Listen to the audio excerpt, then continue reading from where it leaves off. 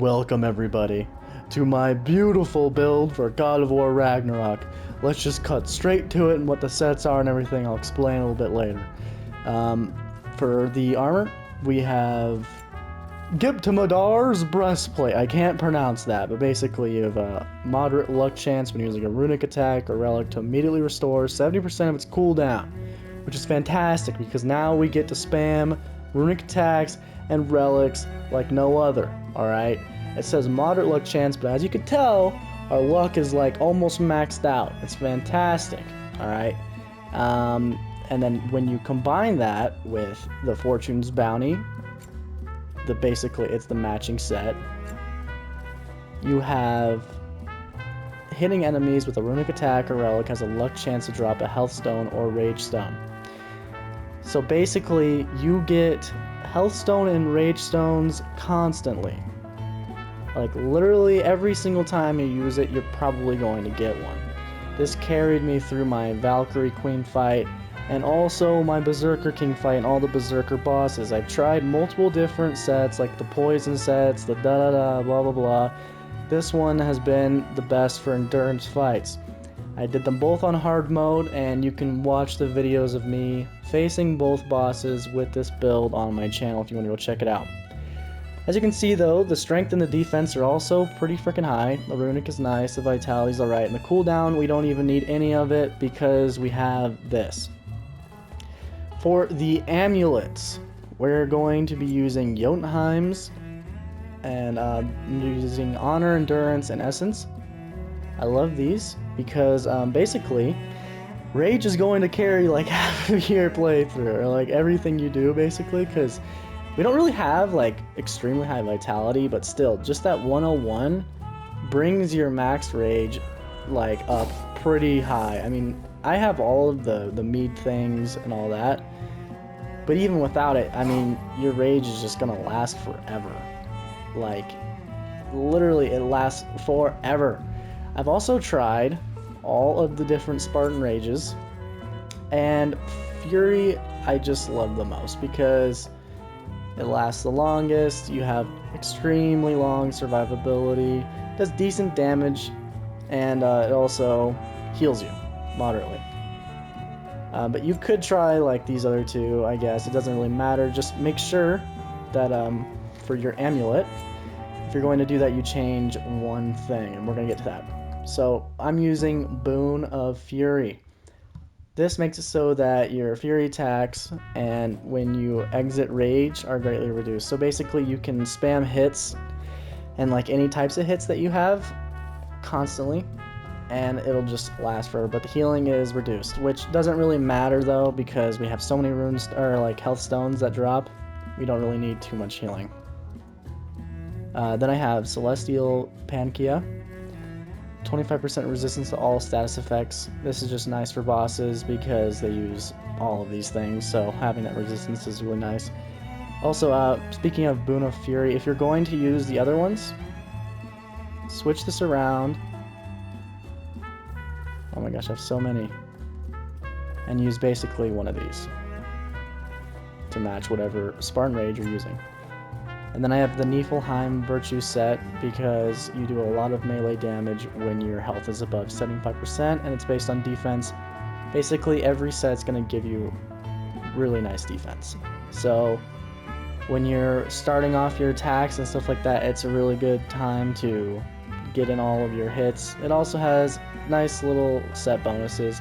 I like Niflheim's. I mean, there's probably better ones. I just think this one was the best for me. And then Regenerating Essence for also just a little bit of health regeneration. For Freya, we're using Sonic Attunement. Sonic arrows deal greatly increased stun and upgrades the stun dealt. Oh wait, actually that's not it. This one. Sonic arrows deal significantly increased status. I was gonna say, because the other one didn't really sound like that good. And then this one, using a health stone or rage stone, refunds 3 runic arrow and greatly reduces runic summons cooldown. So good! Alright, because if you combine this with the other set that we're using, you can spam her in her like cooldowns a lot, like really frequently. The last one, all damage dealt is significantly increased while runic arrows are fully depleted. Basically, whenever you're doing any kind of fight, you're going to want to have those arrows depleted. Like, you're pressing square all of the time, so, I mean, yeah, it's the best to have that. Armor doesn't matter, but this is the best looking one. And then for her runic summon, I'm using Steel Harmony. I have the max one you get from fighting the Valkyrie Queen. And I tried it, but this one's better still. It does Bifrost damage. It stuns on almost every single sword hit. It does the best amount of damage. I mean, the thing is just fantastic. It really helps with keeping yourself alive. And I like this one, but Atreus's, the one where he can summon the squirrel, is my favorite one. And yeah, we're just not able to use that one right now. For our light runic attack, we are using Scotty's Edge, I think. Scaldi? I don't know how to say that either. But it does decent damage. It stuns, and you can use it at any range. Mostly like any range. And it hits up to like 8 times. Does really good damage. Low cooldown's nice. The heavy runic attack is going to be Breath of Thamur. This thing stuns everybody mostly all the time, the highest damage you can get, and it has a really high frost buildup. Super good. The axe is the Grip of the Fallen Alchemist. High luck chance to grant a health burst on any successful hit with the Serpent Snare skill. I really don't think that matters, but I just love the stats that it gives, so also I guess that one's up to you. Blaze of Chaos, we're using this because it's another ranged attack, and range attacks are great for like basically any fight. This one I also doesn't really matter like for me what the skill does. I just like the base stats, really high strength. Heavy runic attack is Tame the Beast. Tame the Beast is alright. I'll say that there probably is better ones out there, but you can roll out of this one, and it does really high damage, which between those two things I feel like it makes it one of the best in the game. The Dropnir Spear, also base stats really good, and this makes it so your sprint to attack is really strong, gives you unstoppable aura. This is also another ranged one, really good crowd control. Mountain Splitter. Artillery of the Ancients. Super good damage, especially when you hold L2 and then press triangle, because it makes all of the things explode like 50 times. The Shield. Stonewall Shield. I love the Stonewall Shield. Super high stats. You can block a crap ton. It's just my favorite shield. Round of Disruption.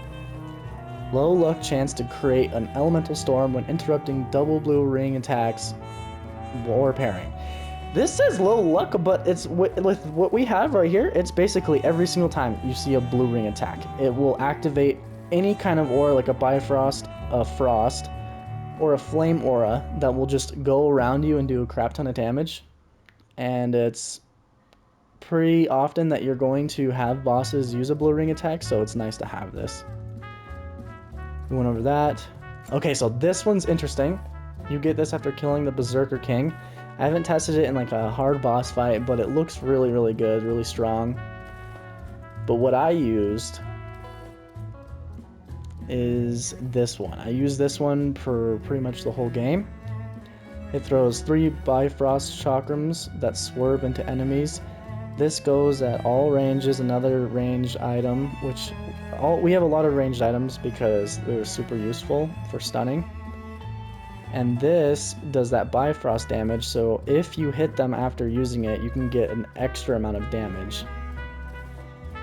It hits hard, like really hard. If you combine this, actually let me just check really quick if we're done here. Yeah, I think we're done. Basically for skills, just have everything that you can get. It doesn't really matter. But when we're first getting into like a fight, I'll start off by using the top skill.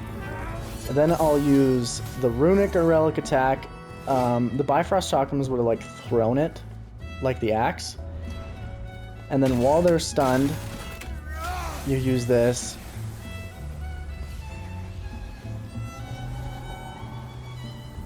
And then you also, while they're doing that, you use her abilities. So basically all those, you're just spamming square while you're doing that. And then you can decide whether or not you want to stay on that. But if you look at my bar, that one had like a 290-second cooldown, the bottom heavy runic attack. And it's almost already refilled because of that luck chance. And then if you're going to be using this, it's a ranged item, and then this. Basically goes on forever. Still spamming, you can switch up and stuff. Your spear attacks are going to be like this. That hits everything in front of you, stuns really well. And then see how it explodes all of the spears that are in the vicinity. If you spam this while it's going off, it'll do like all of them. So it's awesome. I don't know if there's anything else I can show you.